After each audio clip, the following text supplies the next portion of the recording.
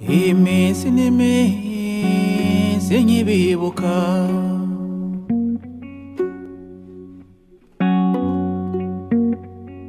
aho ngenda hose ndabibuka.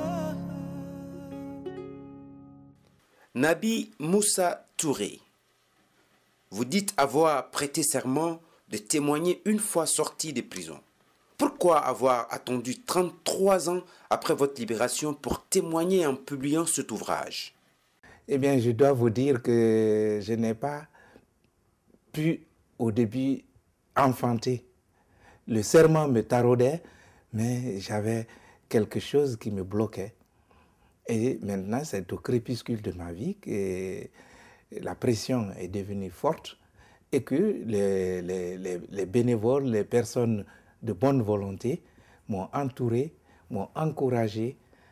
Même mes enfants avaient plus ou moins échoué parce qu'ils voulaient m'acheter de quoi parler, mais il a fallu d'autres personnes à peu près de mon âge qui m'ont entouré et qui m'ont enregistré et m'ont accompagné pour la rédaction de ce livre témoignage qui devient en quelque sorte une thérapie pour moi parce que ça me soigne et en même temps que je rends hommage à mes compagnons disparus ou ceux qui ont pu échapper.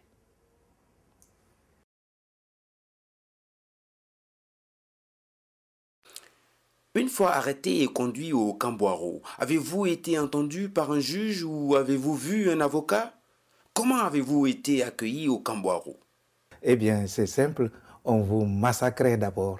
On vous écrasait en vous donnant, en vous imposant la diète, dite la diète d'accueil.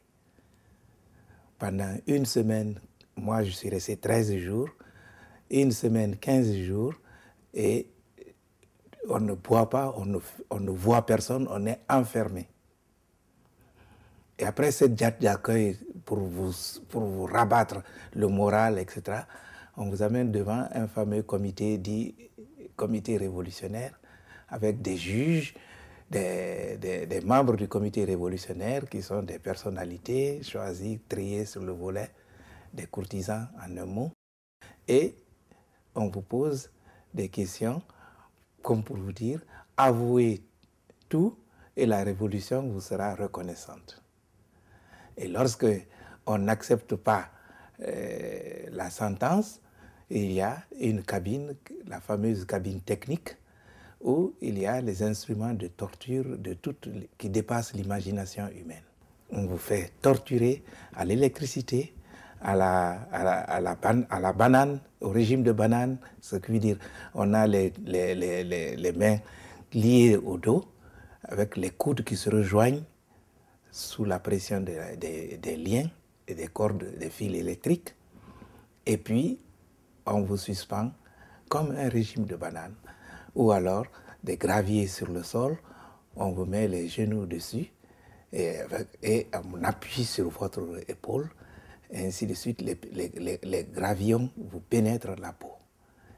Et puis, pour les plus graves, on met le courant sur toutes les parties du corps, y compris les parties sexuelles. Que ce soit une femme, que ce soit... Et cela se fait dans une grande salle au vu et au su de tout le monde.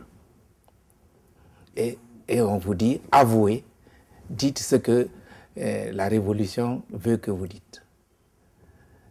Et maintenant, on ne s'adresse pas à vous, on vous tutoie, on vous rudoie, on vous bouscule. Et c'est ça l'enfer. J'y suis allé 3 fois.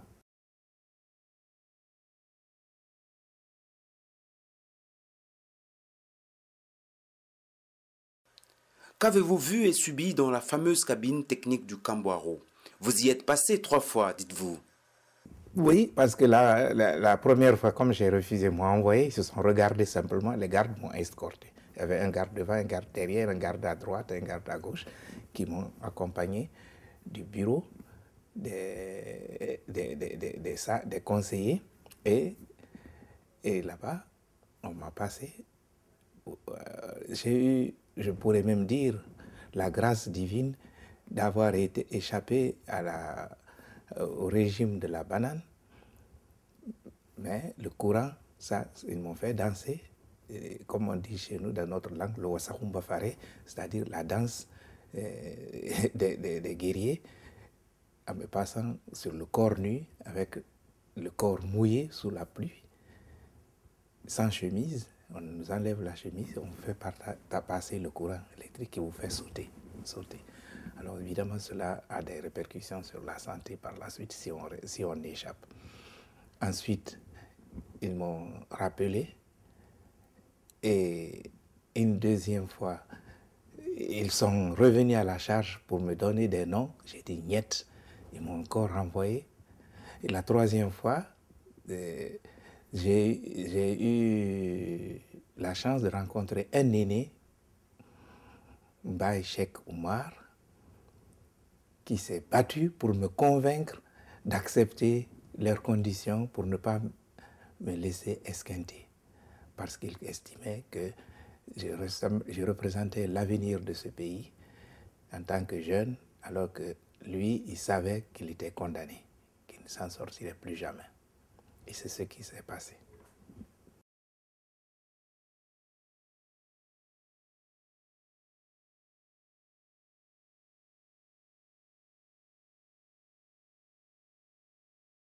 Qu'avez-vous vu et subi dans la fameuse cabine technique du Camboiro? Vous y êtes passé 3 fois, dites-vous. Oui, malheureusement, c'est remis un couteau dans la plaie, mais j'ai vu mourir des personnalités comme des personnes anonymes, comme Lamarane Diallo, qui a été arrêté à Gawal par ignorance, parce qu'il s'appelait Lamarane Diallo. C'est pas lui, il était un pauvre paysan qu'on a confondu à un navetan, c'est-à-dire les travailleurs saisonniers qui passaient du Sénégal à la Guinée, de la Guinée au Sénégal, à la période de la récolte de l'arachide.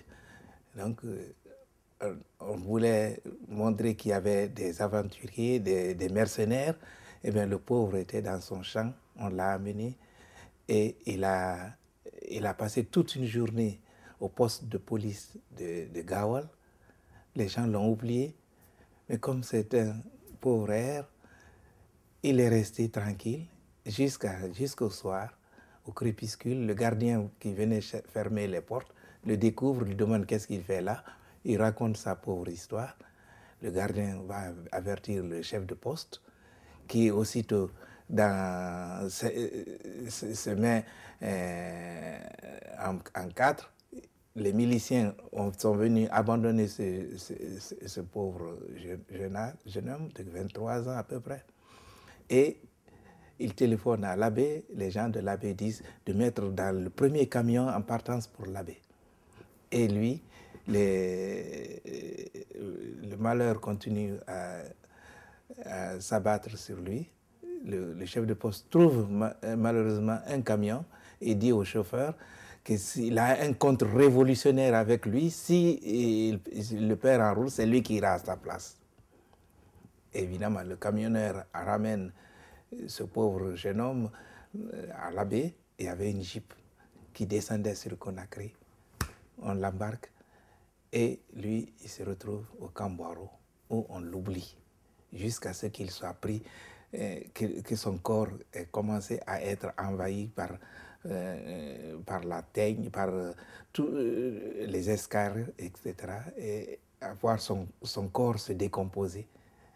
Ce qui a obligé les gardes à le sortir pour le faire laver, parce que nous étions restés plus de 2 mois sans avoir l'opportunité de passer une douche. Et ce jeune homme nous a trouvés, nous étions corvées à l'époque. On l'a interrogé, il ne parle d'autre langue que le peul. Et même les gardes avaient pitié de ce pauvre jeune homme. Donc nous l'avons nettoyé. D'abord, il fallait mouiller son corps pour enlever la crasse, parce que le savon ne pouvait pas mousser directement. Et après le laver, etc., pour mettre ses plaies partout où il se couchait, les parties du corps qui touchaient le sol, c'était des plaies. Donc voilà, ce pauvre Hère est rentré, quelques jours après, il est mort. Il n'a pas eu de chance parce que peu de temps après, le gardien-chef est venu. Des cas similaires, il les a libérés. Parce que c'était simplement dû aux ailes des fonctionnaires. Mais malheureusement, de tels cas, c'était des milliers qu'on ne pouvait pas imaginer. Des milliers de cas. Bon. Et puis, évidemment, vous connaissez tous Diallo Telli, le célèbre premier secrétaire général de l'OUA. Et bien, lui aussi, on a assisté à sa mort. Au cours de son agonie, il a récité tout le Coran, parce que c'était un érudit. En dehors de sa formation d'intellectuel, il avait une forte, solide formation